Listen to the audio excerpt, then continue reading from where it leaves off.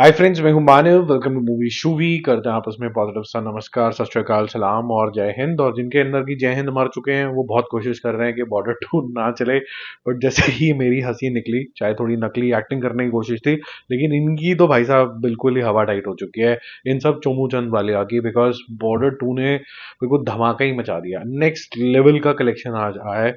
और ये कलेक्शन मतलब सारे जितने भी दिन के इसने कलेक्शन करे हैं उसको भी पीछे छोड़ गया ये। ऑर्डिनरी हिट सुपर हिट वाली पिक्चर नहीं है ये। मतलब जबरदस्त तरीके की ब्लॉकबस्टर जा रही है। और इसी मौके के ऊपर जो कि आप मांग रहे थे कि भाई इसका बिजनेस एनालिसिस भी कर दो, तो बिजनेस एनालिसिस भी इसी के अंदर कर देते हैं ताकि कॉन्टेक्चुअली रेलेवेंट रहे आपके लिए। और अच्छे से आप इसके ऊपर, क्योंकि आज के नंबर्स बताएंगे तो ध्यान दे सकते हैं। पहले तो धुरंधर की भी तारीफ करनी पड़ेगी यार। डे 52 है आज। 1.5 करोड़ रुपीस का बिजनेस करेगी रिपब्लिक डे वाले दिन। 52nd दिन भी और बॉर्डर टू के सामने भी इतना अच्छा बिजनेस कर रही है, तो मिनी कॉन्ग्रेचुलेशन। ये जस्ट अबाउट अपना 300 करोड़ का मार्क मिस करेगी जो ओवरसीज का है। 296 करोड़ हुआ है, मोस्टली हर जगह से उतर चुकी है ये। तो दुख हुआ मुझे ये देख के कि 300 नहीं हो रहा, क्योंकि मेरा पहले से मन था कि ये वाली पिक्चर जो है 300 करे। बट फिर भी 296 is a very big number. कल 888 करोड़ इसने कर लिया था, तो आज 889.5 करोड़ हो जाता है। जबरदस्त तरीके की कलेक्शन। आई थिंक ये इतिहास में लिखी जाएगी ये वाली पिक्चर। 1341 करोड़ रुपीज इसका ओवरऑल कलेक्शन है, जो कि बहुत बड़ा कलेक्शन होता है। अगर बॉर्डर टू शायद ऐसा धमाका नहीं करती तो शायद धुरंधर जो है वो धीरे धीरे करके शायद 1400 की उम्मीद लगा सकते थे शायद। क्योंकि रन रेट तो इसका कम हो गया था, वन वन से नीचे भी बीच बीच में आया है। लेकिन उम्मीद लगाई जा सकती थी कि 1350 या फिर कोई 1400 के क्लोज आ जाता। बट बॉर्डर टू तो मतलब अब रुकने वाली है नहीं। इसका मैंने कंपैरिजन करा है गदर टू से भी। गदर टू का पेस क्या था, तो उससे कंपैरिजन। और कल इसका कंपैरिजन गदर टू से ना करके मैं थोड़ा धुरंधर के जोन में लेके जाऊंगा इसको, क्योंकि गदर ने किया 700 क्रॉस। आज इतने बड़े नंबर आके मुझे ऐसा लग रहा है शायद बॉर्डर टू को जो राइट कंपैरिजन होगा वो धुरंधर होगा। और फिर जैसे ही बॉर्डर टू समापन की तरफ जाएगी, आपको पता है धुरंधर टू आ जाएगी। तो जो लोग भी बोल रहे थे बॉलीवुड इज ओवर और हिंदी सिनेमा इज ओवर, उन बेचारों की बेचारे की शक्ल दिखाने लायक नहीं रहे। बहुत कोशिश कर रहे हैं, कभी किसी की स्माइल का मजाक उड़ा के, कभी एक चोमुचंद वाली है वो बोलता है कि यहाँ पर स्टिकर लगा दिया वर्दी के ऊपर, और नाम लिखने के भी पैसे नहीं थे। अरे भाई साहब, 300 करोड़ रुपए पिक्चर के खर्चे हैं, वो किसी वजह से लिखा होगा यार। मतलब और वैसे भी ये दिखा किसको? किसी एक अंधे को ही दिख सकता है यहाँ पर, वो जो जेन्युइनली दिमाग से अंधा होगा, आंखों से तो नहीं होगा खैर। क्योंकि जब आप ये देख रहे हो तो आपको सिर्फ इमोशन दिख रहे होते हैं, पता नहीं उस दिमाग से अंधे इंसान को कैसे दिख गया है। एनीवेज, आगे चलते हैं। डे 4 का कंपैरिजन करेंगे पहले गदर टू से, फिर हम कल बात करेंगे एक और इंसान से कंपेयर करेंगे जो कि है धुरंधर भाई साहब।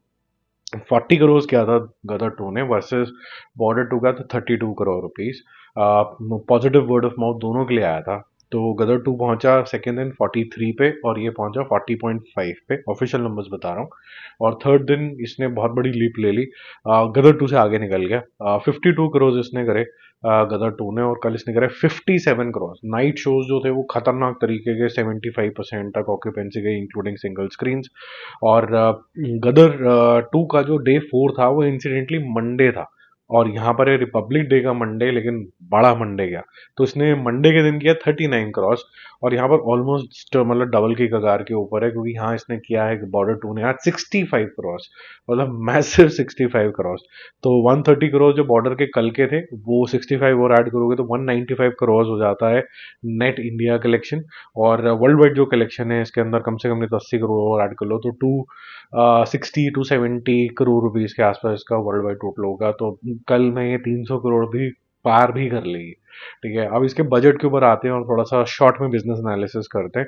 275 करोड़ की ये बनी है। लगभग लगभग 25 करोड़ रुपए खर्च हुए हैं इसकी एडवर्टाइजिंग के लिए। अच्छी खासी एडवर्टाइजिंग हुई है, मीम एडवर्टाइजिंग से लेके बहुत सारा पीआर से लेके, क्योंकि नेगेटिव वर्ड ऑफ माउथ भी इसको लेके बहुत ज्यादा था। तो 250 करोड़ प्लस 25 करोड़, 275 करोड़। इसके जो म्यूजिक राइट्स हैं वो प्रोडक्शन कंपनी के पास ही हैं टी सीरीज के। बट इस इतने बड़ी एल्बम की जो नोशनल वैल्यू होगी, वैसे तो 50 करोड़ भी कम है, लेकिन 25 करोड़ डेफिनेटली होगी। टीवी सैटेलाइट इसको आराम से 50 करोड़ रुपए देगा। ओटीटी हालांकि नाम अनाउंस नहीं हुआ, बट नेटफ्लिक्स की आवाज़ आ रही है 125 करोड़ रुपीज़ ईजिली वहाँ से आएंगे। तो अगर आप इन तीनों को ऐड करते हो 25, 50 और 125, तो बन जाता है 200 करोड़ रुपए, which means 275 minus 275 crore rupees का बैलेंस बचता है, जो जेपी दत्ता फिल्म्स और जेपी फिल्म्स और टी सीरीज फिल्म्स को मार्केट से निकालना है। बट आपको भी ये पता है कि 75 करोड़ रुपीज़ में तो सिर्फ काम बनता नहीं, क्योंकि आपको 150 करोड़ करने होंगे, तब आपको 75 मिलेगा हाथ के अंदर। और अगर वो भी तब आप जब खुद डिस्ट्रीब्यूट करो, अगर आप खुद डिस्ट्रीब्यूट नहीं कर रहे हो और ए फिल्म्स बीच में आ जाते हैं धंडानी साहब, तो फिर आपको और कम मिलता है। ठीक है, तो 25% आपको कॉम्पनसेशन मिलती है after 25% of commission of a films. तो ए फिल्म्स को 25% goes to the producer and 50% goes to the exhibitor, which is like your जो स्क्रीन ओनर्स होते हैं ना, उनको जाता है लगभग लगभग। तो आप 25% मान के चलो। आप 25% के हिसाब से अगर हम कैलकुलेट करें, तो जो नेट अमाउंट आता है, अगर हम ये मान के चलें कि 500 करोड़ तो यहाँ से होते हुए नजर आ रहे हैं किसी को भी, तो रफली उससे आधा जो है वो तो एग्जीबिटर साहब रख लेंगे, सिनेमा ओनर्स 250 करोड़। लेकिन 250 करोड़ बटेंगे ए फिल्म्स के अंदर और प्रोड्यूसर साहब के साथ, तो 250 का वो भी आधा तो हो जाता है 125 करोड़। इनको कितने कमाने थे? 75 टू ब्रेक इवन। वो 50 करोड़ रुपए प्रॉफिट में चले गए इजीली, और ये 500 में तो रुकेगी नहीं ये आपको भी दिख रहा है, मुझे भी दिख रहा है। ये 600-700 करोड़ वाली पिक्चर है, तो माला माल होने वाले हैं जेपी दत्ता साहब, जिन्होंने काफी टाइम से कोई प्रोड्यूस नहीं करी थी पिक्चर, और साथ साथ में टी सीरीज फिल्म भी। और इस टाइम सबसे ज्यादा हॉट प्रॉपर्टी बन गए हैं सबको पीछे छोड़ते हुए सनी देओल। एक इंस्पिरेशन है कि भाई एक टाइम पे काफी बड़ा स्टार था, खुद ही ऑफ ट्रैक हुआ। मैं ये नहीं बोलूंगा कि इधर उधर की गलतियां, गलत फिल्मों की चॉइस ली, जो भी हुआ। और कुछ लोग जान के भी पीछे पड़ जाते हैं सनी देओल के, मैंने नोटिस कर लिया। और ऑफ लेटली पीआर जितनी नेगेटिव हुई है उससे भी समझ में आ रहा है। लेकिन खुद भी गलतियां करी काफी सारी, ऑफ ट्रैक हो गया लेकिन हिम्मत नहीं हारी। ठीक है, तो है जरूरत जो है, मेरे ख्याल से इन्हीं का खुद का डायलॉग होगा, है जरूरत, तो इन्होंने जरूरत दिखाई और वो जरूरत नजर आई कि आज की डेट में कोई भी इंसान इसके ऊपर 100 करोड़ रुपए भी लगाने के लिए तैयार है कि हमारी पिक्चर में काम कर लो। ठीक है, हालांकि 100 मेरे जज्बाती नंबर है।